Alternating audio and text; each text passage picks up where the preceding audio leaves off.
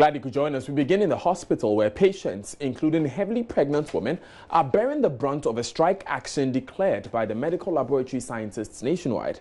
At the Central Laboratory of the Korle-Bu Teaching Hospital, pregnant women were seen waiting helplessly and hoping to be attended in front of a locked facility. However, speaking to Joy News, Regional Secretary of the Ghana Association of Medical Laboratory Sciences said though they appreciate the severity of their strike on patients, it is the only language government seems to understand in responding to their demands. Emefa Jodosi has more. From last week, and I came to the maternity and they asked me to come for the lab and scan. When I came here Thursday, they asked me to come Thursday, Monday. When I came, they said they don't work. So I don't know how to do because it's my time. So basically, I'm seeing that you are due. Yes, even I can't even do anything because when even it's not easy for me from house to here. From here, where are you going to? I don't know because they asked me to come today. By no say Friday yes. I was asked to come on Friday, but it was a holiday. I'm here today and they are saying they are on strike. So even emergency services are not being attended to. Are they waiting for all of us to die? We are pleading with the government to listen to the lab technicians so that they pay attention to us. It's really painful to be denied treatment when you have the means to pay. I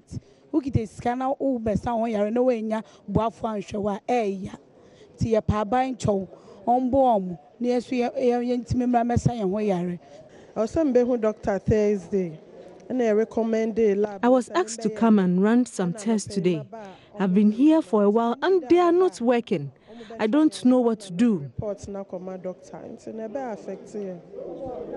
Wait, how is it going to affect you? Where first time I will have say and that's what I did that. What's I say me doctor? Me time on swaso. Within this week, I say many lab doctor. I've been asked to see a doctor. I'm due to deliver within this week and the technicians are on strike. I'm really in pain. Last week, I was told I had shortage of blood in my system and I'm here to check if I'm better now and no one is here. If I'm not attended to, the midwives will not help me deliver without a report. I'm really suffering. Oh, me brepa into umbras and numpa. See, I'm probably more my bank. I am my part. And I'm more strike. Into more strike, dear. Now, they are telling me they are on strike after asking me to come today. So do they want us to die? One, I must see Yabadano. Money sample no cra. And in Monday. Monday, and Pemaba. I gave you. It is not something we're looking up to. We have started on humanitarian grounds. We sent a roadmap thinking the authorities would attend to our needs, but we are not seeing the commitment. And that has been the posture of people in authority. So we cannot be blamed for that. But how do you feel, Masad, now that you've seen a lot of even grown-ups, old men and old women, coming in to get treated and get turned away? It is sad. It is sad. My personal personalities this is not something I will go for. But it comes to a time that you have to solidarize. It comes to a time that you have to firm and demand for what you want. We have sent the signal. We sent the first signal in January. We thought that they would respond to us. We postponed the action. The Director General of Ghana Health Service was seen.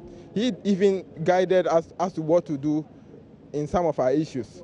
We have gone back, re-strategized, sent another signal, thinking they will attend to us. So you can see that when we are in May, right? May is ending. You can see that there's no commitment. So until government fulfills all of your demands, you're still going to be on the street. That is it. We are not just going for any meeting and sit down with anybody who will promise us again. We want resolute things written on paper. Meanwhile, General Secretary of the Ghana Association of Medical Laboratory Scientists, Michael Amomari, believes their strike is to the benefit of the public, contrary to popular opinion. He explains. What is happening now is protecting the public rather than making them suffering. We are saying that because of all these problems, we cannot guarantee the quality of service that is given. So let us fight and get the structures in place, get the reagents being supplied regularly so that quality services can be rendered. Is it not good to give you a quality service so that if you find yourself in, let's say, somewhere up in Sandima, the laboratory result that you will get for a disease condition will not be different from the result you will get in Accra here for the same disease condition. So what we are doing now, we are rather protecting the public, and it is better we fight now than to continue services and then the clients are not giving services that are required. Let's stay with the health sector because at least 1,000 people have signed an online petition as part of a social media campaign to push the government to operationalize the 597-bed capacity University of Ghana Medical Center. Now, it's been more than a year since the first phase of the hospital was commissioned by former President Mahama. The government is yet to open the facility to the public, citing technical reasons. But a final-year pharmacy student of the University of Ghana, Reginald Tichi Brown, who is leading an online campaign, is seeking to push government to operationalize the place. Before we hear from him, let's bring back a report filed by Joy News' Matilda Wemega when she visited the facility last month. This is the University of Ghana Medical Center. There's been a huge public outcry why this multi-million facility remains dormant, even though it appears to have been completed. On the premises of the University of Ghana sits the state-of-the-art medical center, a serene environment with little activity except for a few gardeners who keep the lush-looking lawns and walkways, as well as some security men who guard the place and monitor every activity. I made my way into the emergency block. Cold air greets me as I take a walk into one of the 9 theater rooms. It is a spacious and well-lit operating room with overhead surgical lights, surgical booms which hide electrical cords attached to some of the equipment. They are all kept under cold temperature, with air condition running for more than a year. The old-looking surgical tables, viewing screens and monitors have been carefully fitted in place.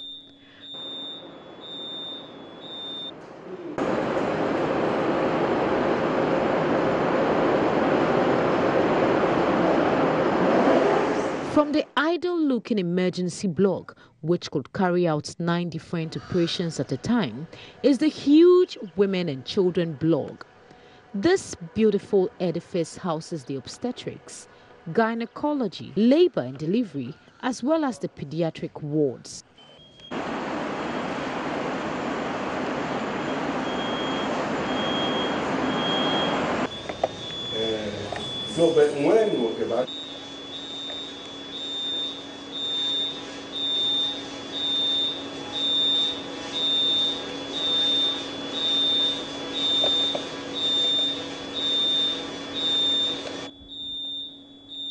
The opening of the $217 million 650-bed capacity facility has been delayed by what the Health Minister Kweku Agyeman referred to as the absence of essentials such as a backup generator, without which the MRI and imaging equipment, for instance, could not be operated because of possible fluctuations of power from the national grid.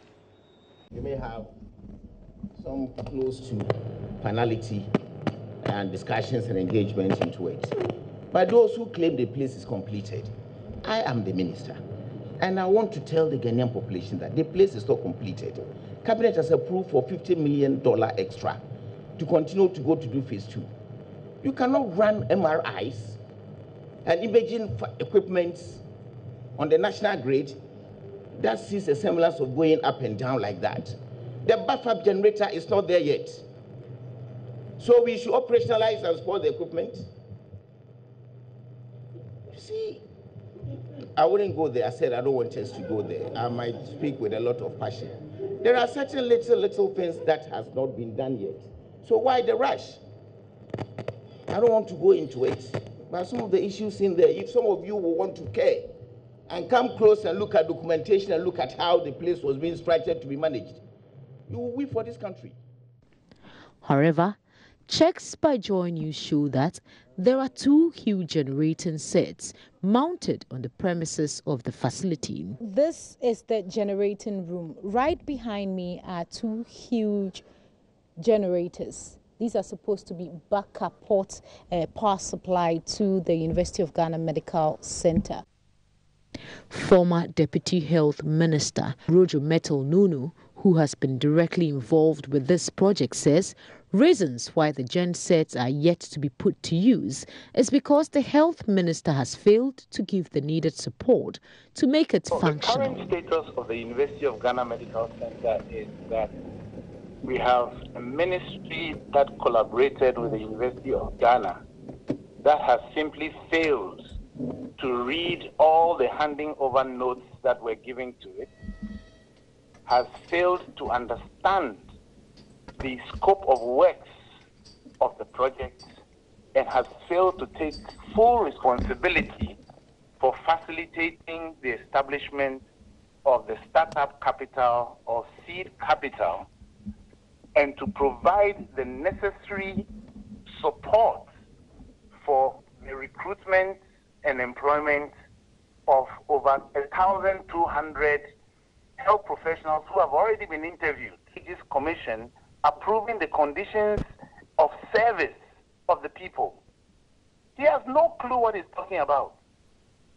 That's Korle-Bu Teaching Hospital. That's Korle-Bu Teaching Hospital, run on only the national grid.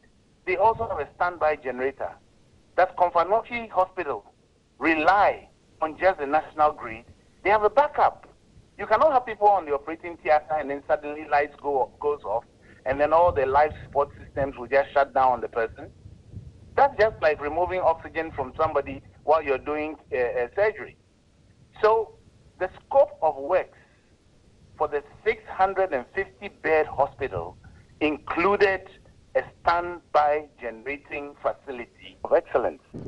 The University of Ghana Medical Center was built to provide medical care to people in Ghana and the West African sub-region. But since completion of the first phase and its subsequent inauguration by the former President John Mahama in 2017, the facility has been dormant. Cabinet has directed the Ministry of Health to take over its management, pending a report by the 2 subcommittees set up by government. Delays in operationalizing this facility could certainly affect healthcare delivery in the country. For many patients in dire need of such state-of-the-art, cutting-edge healthcare, they will have to wait as long as the facility remains closed. For Joy News, Matilda Fumaga, University of Ghana, Legon, Accra. Now, Matilda also spoke with the lead petitioner of the pharmacy students, Reginald Sechi Brown. There has been a series of complaints in their annual report indicating that the system, their hospital is heavily choked. Now, very recently, the Ridge Hospital too did some upgrades, but I realized that the rising Ghanaian population is not commensurate with the system, the healthcare system that we have and the facilities that we have in this country. And we realize that as a nation, our healthcare system is not being prioritized by the government medical center, which is coming on board now. It's going to serve as a more localized center for research. Now, anywhere in the world where any forward-looking nation that seeks to transform its healthcare center cannot do that without research and a robust system. Now, that is exactly what the University of Ghana Medical Center is bringing on board. And yet, we are all asleep, hoping that somehow the healthcare system will correct itself. Now, if somebody does not do something, then people are continuously going to die. Now, we rolled out the petition, and that petition will be submitted to the presidency by close of day, and we'll be expecting that hopefully by close of week the president would have responded, because already our sources indicate that the. So who are the petitioners? I'm the lead petitioner, and I have gotten so far I have gotten 1,000 signatures from Ghanaians all across the country and other Ghanaians too in other jurisdictions. So that's when government up to Friday to give us exactly what to respond by Friday. And by then we'll know that, okay, when they are responding, they are not just going to give us the usual rhetoric. We want timelines that we can hold people accountable for. Because you realize that the very last statement that the health minister made on this particular project was in April. And he only stated consistently that he can say on record, based on documentation, that the place is not ready. Now, he did not give the Ghanaian people a timeline. And we know in healthcare that time is everything. If the facility will be open, let us know when exactly it will be open so that we can hold people responsible. We can't just allow people to be making rhetorical statements without timeline. So latest by Friday, the presidency should respond, else the Ghanaian people will take the next step and we will act accordingly as Ghanaian citizens of. Let's shift our attention to education now, and it's been more than a year since 6 kindergarten children died painfully at Bremai Jamra in the Central Region, where the school building collapsed on them. And I'm sure you remember the Ghana Education Service and the Ministry of Education promising to undertake an audit of basic school structures across the country in order to fix dilapidated ones.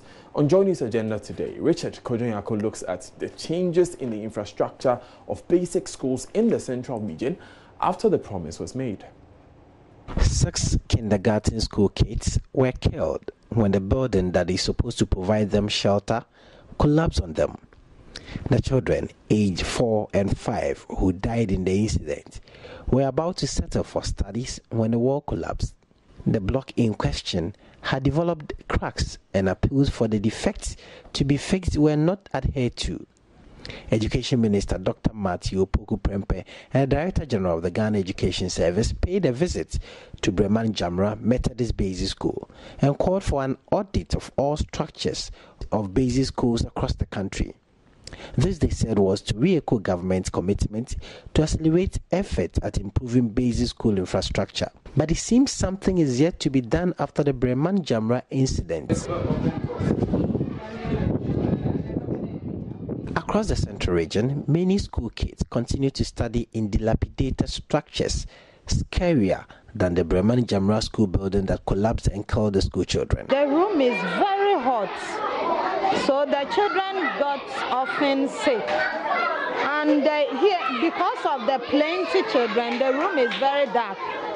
And the children sit at 3, 4, and 5.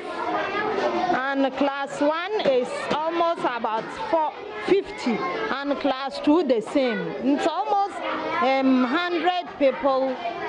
And because of the barristers, the room is too hot, very, very hot. The children suffering because of our KG block. We have to combine 1 and 2, 3 and 4 and 5 and 6 in one room. Marina Busia Dublin has been teaching here at the Jacob Wilson Say Basic School for the past 10 years. The school sits very close to the sea.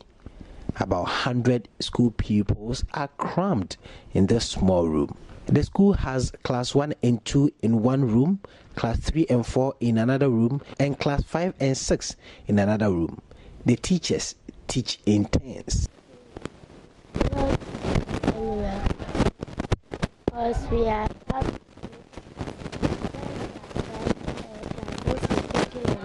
We cannot also taking over. So when classes we take over, then we are reading our text. We want government to help us and build one class for us, and we can separate ourselves and we can learn. The learning is not good for us because we are not, the KG school, the KG block is not, so we are, the class 5 and classes, we are all together, so the learning is not good for us. Class 1 and 2 are together, and 3 and 4 are also together, and 5 and 6 we are also together. Saeed Dawood is the head teacher of the school. He seems worried and dejected with the difficulty the teachers and the pupils go through. The challenge is that our KG block is not in good order, and it's since 2010 that that crack started there. It has now deteriorated, and we don't ensure we are afraid that it will cause any mayhem to any of the pupils. So upon the advice of the Metro Director of Education and the security supervisor, that we should merge the classes. That was last year around this time. Before then, NATMO came and did their inspection and declared that it was a death trap. Saeed Dawood explains how teachers are able to cope with academic activities. How difficult has it been for you managing the situation? It's not easy at all. It's not easy. For example, when the teachers come, they can work very well early in the mornings. After, when it's getting to 10, 11, especially this month, because there is no way for the teachers and even the children to walk.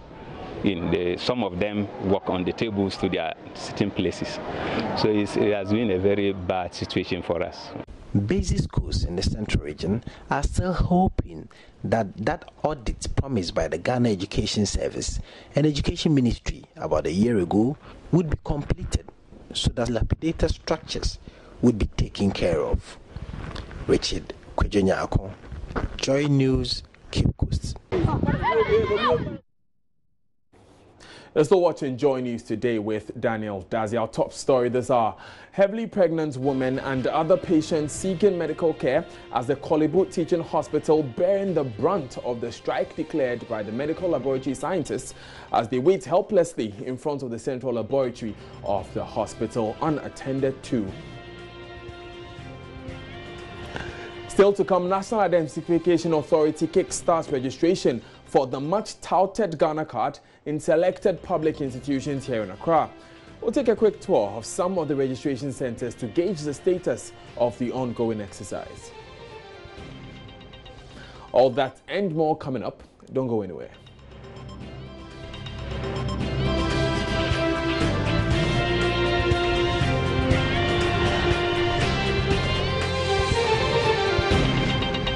Thanks for staying with us. Now, government has dared civil society organizations and persons who are in opposition of the controversial $89 million Kelny GVG deal to go to court if they have issues with the contract. The Communications Ministry has come under heavy attacks since the content of the deal was made public. One of such institutions is Imani Africa. Speaking to Roland Walker on the AM show today, Deputy Communications Minister George Ander said Imani should go to court if it has issues with the legality of the contract. As far as this issue is concerned, the issues that Imani has raised on value for money, the response is there. The issue that Imani has raised on the law, the response is there. The issue that Imani has raised on the procurement process, the response is there.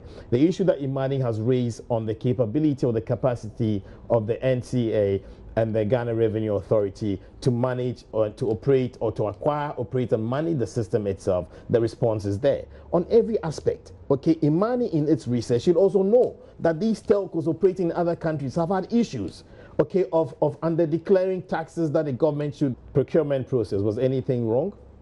The legal process, was anything wrong? In terms of the system architecture, can I land? In terms of the system architecture, was anything wrong? In terms of value for money, okay, you're moving from $2.6 million a month, okay, to $1.49 million a month, okay, where after the period of the contract, the equipment in its latest form, okay, becomes owned by the government of Ghana.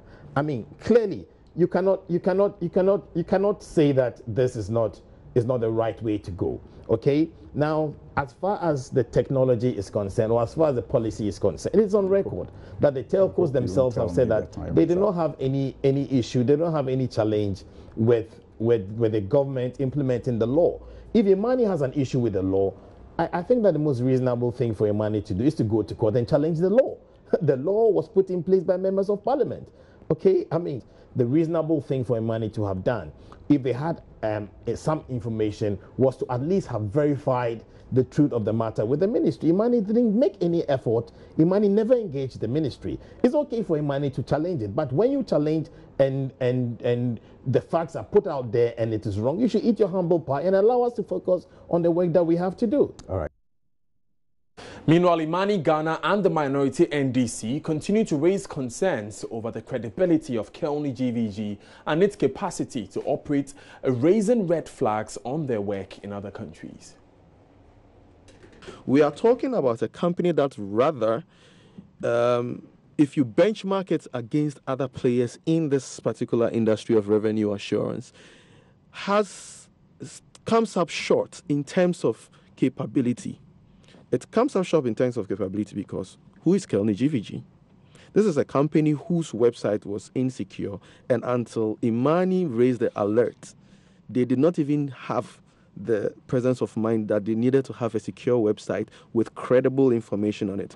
Now, if something as simple on the technology sphere as a website that is going to be run by a company that is going to plug into the nodes of networks is that insecure and that bad, it raises serious questions about their capabilities in terms of running on mission-critical 99.99% no redundancy systems, which are powering transactions that involve at least about 15 million people in a day.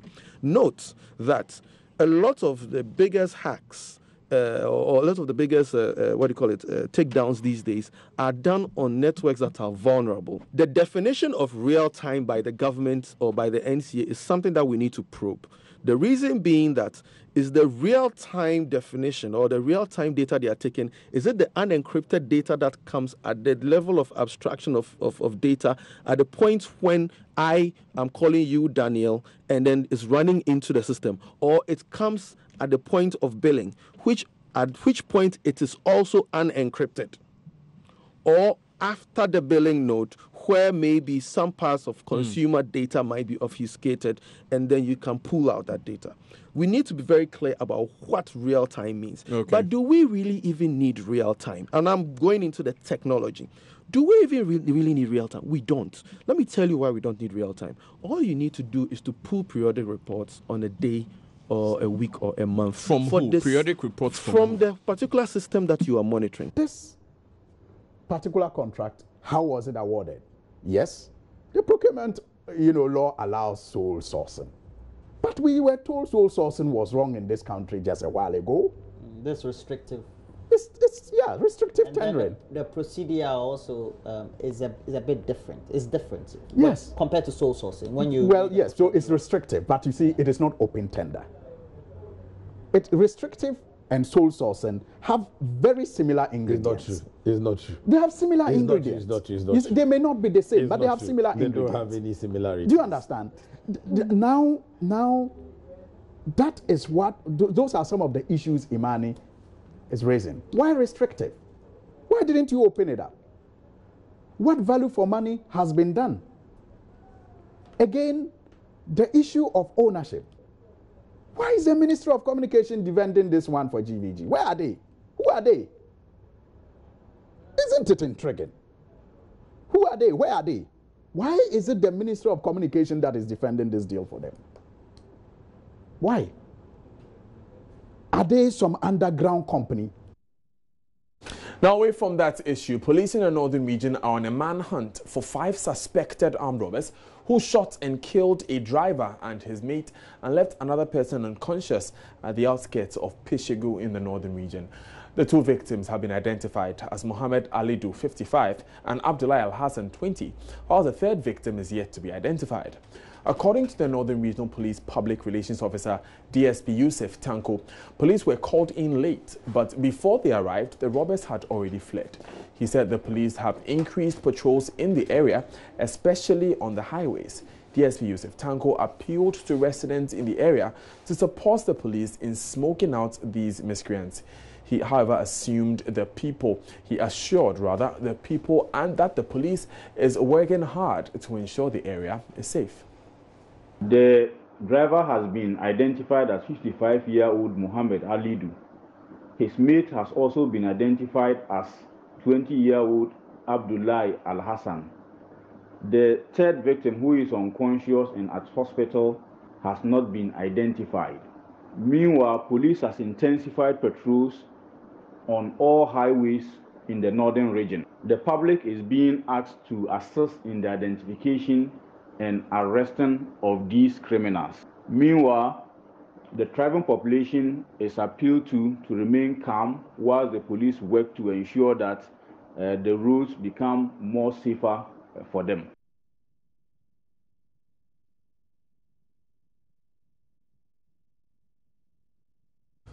Back to Accra now, where government has started registration for Ghana cards from today, May 28.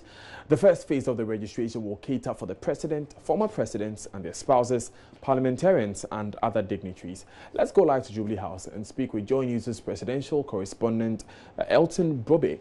Hello Elton, has the presidency begun with the registration of the Ghana card?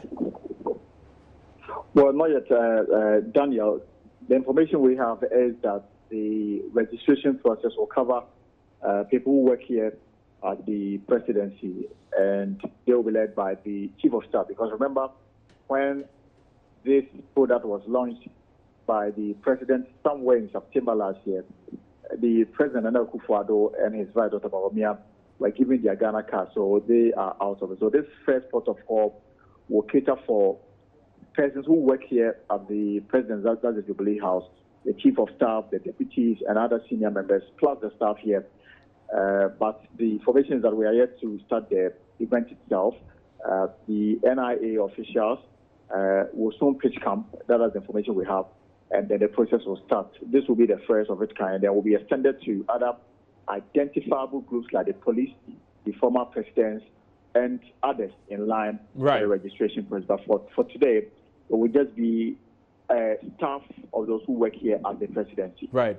Elsie, do we know why there's been a delay? Because we understand this process was to start at 7 a.m. today. And do we know at what time the NIA officials will come there?